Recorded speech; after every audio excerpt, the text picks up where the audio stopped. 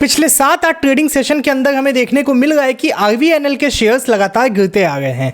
अब आखिरकार इसका फ्यूचर क्या होने वाला है? क्या इसके क्रैश होने का टाइम आ गया है इतना ज़्यादा ऊपर जाने के बाद, या फिर जो इन्वेस्टर्स ऑलरेडी बने हुए हैं इसके अंदर उनके लिए वेट करना ज़्यादा सही है? आज की इस वीडियो में हम लोग सारी चीज़ें जानेंगे और ये भी जानेंगे कि अगर हमें फ्रेश पोजीशन अगर लेनी हो आरवीएनएल के अंदर तो फिर क्या हम अभी ले सकते हैं या नहीं ले सकते हैं। नमस्कार, मैं हूं सागर श्रीवास्तव, आप देख रहे हैं फ्यूचरिस्टिक सागर यूट्यूब चैनल। सीधे मैं आपको लेके चलता हूं अपनी लैपटॉप की स्क्रीन में और मैं आपको बताता हूं कि आरवीएनएल के बारे में कौन सी ऐसी बातें हैं जो काफी ज्यादा जाननी जरूरी है उन सारे लोगों के लिए जो लोग फ्रेश पोजीशन बनाना चाहते हैं या फिर जिन लोगों ने होल्ड कर रखा है और इनका लॉस चल रहा है। तो सीधे मैं आपको लेके चलता हूं अपनी लैपटॉप की स्क्रीन पे। तो देखिए, आरवीएनएल को एनालाइज करने के लिए हमने इसे स्क्रीनर पे ओपन कर रखा है। अभी आप देख पाएंगे इसके अंदर कि आते हैं थोड़ा सा हम इसके फाइनेंशियल्स और क्वार्टरली रिजल्ट्स के बारे में, जिसके अंदर आप इसके अंदर देख पाएंगे कि यहाँ पे जो क्वार्टरली रिजल्ट्स थे पिछले कुछ महीनों से वो धीरे धीरे करके यहाँ पे हमें कम होते हुए नजर आए हैं। यानी कि जो हमारा जो नेट प्रॉफिट भी था वो धीरे धीरे करके हमारा कुछ क्वार्टरली रिजल्ट से कम होते हुए नजर आया है, जो बहुत ही अच्छी बात नहीं है, क्योंकि अगर प्रॉफिट कम रहेंगे अगर क्वार्टरली रिजल्ट्स के अंदर तो फिर एक शेयर का गिरना लाजमी भी हमें नजर आता है। साथ ही में अगर प्रॉफिट एंड लॉस की अगर बात करें आरवीएनएल के अंदर तो फिर वो भी काफ़ी ज़्यादा चौंकाने वाली चीज़ें हमें यहाँ पे नज़र आ रही हैं। आप देखेंगे इनका जो प्रॉफिट था, जो नेट प्रॉफिट था मार्च 2021 के अंदर 941 करोड़ था। उसके बाद ये थोड़ा बढ़ते हुए नज़र आया, फिर थोड़ा सा हमें यहाँ पे प्रोग्रेस देखने को मिली और फिर उसके बाद यहाँ पे आप देख पाएंगे कि करंटली इसके अंदर जो प्रॉफिट है वो उनके बाकी के सालों के मुकाबले जिस हिसाब से प्रोग्रेस हो रही थी इसके अंदर उसके मुकाबले यहाँ पे हमें कम नज़र आ रहा है। ये भी थोड़ा सा डाउटफुल चीज़ें हैं जिसके अंदर हमें थोड़ा सा सावधान रहने की ज़रूरत है। अब अगर इसके चार्ट्स के अगर बारे में बात कर लेते हैं तो यहाँ पे आप देख पाएंगे कि यहाँ पे जितने भी कैंडल्स बने हुए हैं ये एक दिन के कैंडल हमें दिखाई दे रहे हैं, ये लगातार हमें गिरते हुए नजर आ रहा है। अब बात यह है कि मोस्ट प्रोबेबली क्या फ्यूचर यहाँ पे हमें नजर आ रहा है। अब बात करते हैं कि भाई अगर ये गिर रहा है, लगातार गिरता जा रहा है, तो ये कहाँ तक गिरेगा?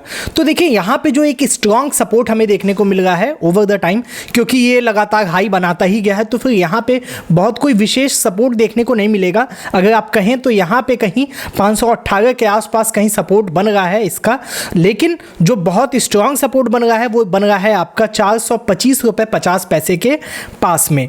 तो यहाँ पे अगर ये इसके नीचे अगर गिर जाता है, यानी कि इस कैंडल के अगर ये नीचे गिर जाता है जो कि 514 रुपये 80 पैसे के आसपास की ये जो कैंडल है, तो फिर हमें इसके अंदर लगातार फॉल देखने को मिल सकता है। अच्छा, एक ज़रूरी बात मैं आपको बता दूं, आप मेरे वीडियोस को देखते हो तो फिर आप मेरे लिए फैमिली हो और मैं कभी भी नहीं चाहूँगा कि आपका किसी भी तरीके से कोई नुकसान हो।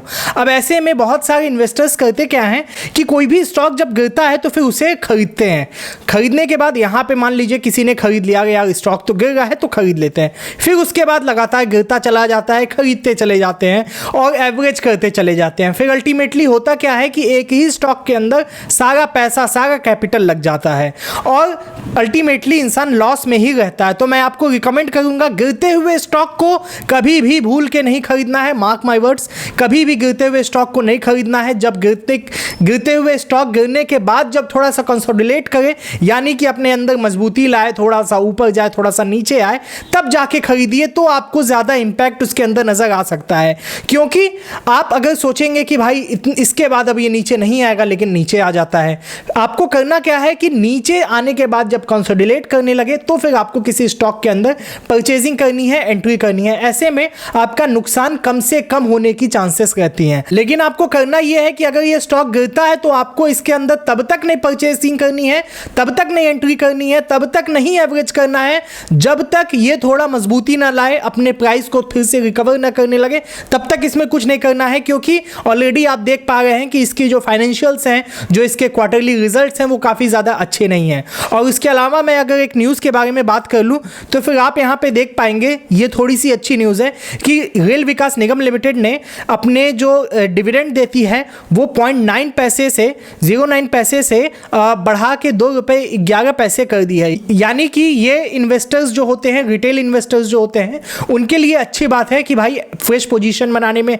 एंट्री बनाने में, कि भाई कंपनी अच्छे डिविडेंड्स दे रही है तो फिर इन्वेस्टर्स की इसके अंदर एंट्री हो सकती है। साथ ही में अगर और भी न्यूज़ों के बारे में अगर बात करें तो फिर यहाँ पे हमें कुछ खास न्यूज़ निकल के नहीं आ रही है, लेकिन आप समझ गए होंगे कि अभी आपको करना क्या है। देखिए, ये जितनी भी चीज़ें हैं जो मैं आपको बताऊँ वो सिर्फ और सिर्फ एजुकेशनल पर्पस के लिए बता रहा हूँ, ये मैं आपको लर्निंग देना चाहता हूँ ताकि आप स्टॉक्स के बारे में और बेहतर तरीके से समझ पाएं।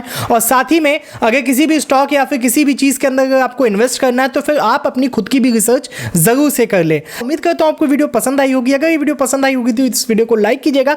कोई भी डाउट्स या फिर सजेशंस होंगे तो नीचे कमेंट बॉक्स में जरूर से कमेंट कीजिएगा। फाइनेंस से रिलेटेड इंफॉर्मेटिव वीडियोस देखने के लिए इस चैनल को सब्सक्राइब करके बेल आइकन को जरूर से प्रेस कर दीजिएगा। मिलते हैं नेक्स्ट वीडियो में, तब तक के लिए जय हिंद, जय भारत।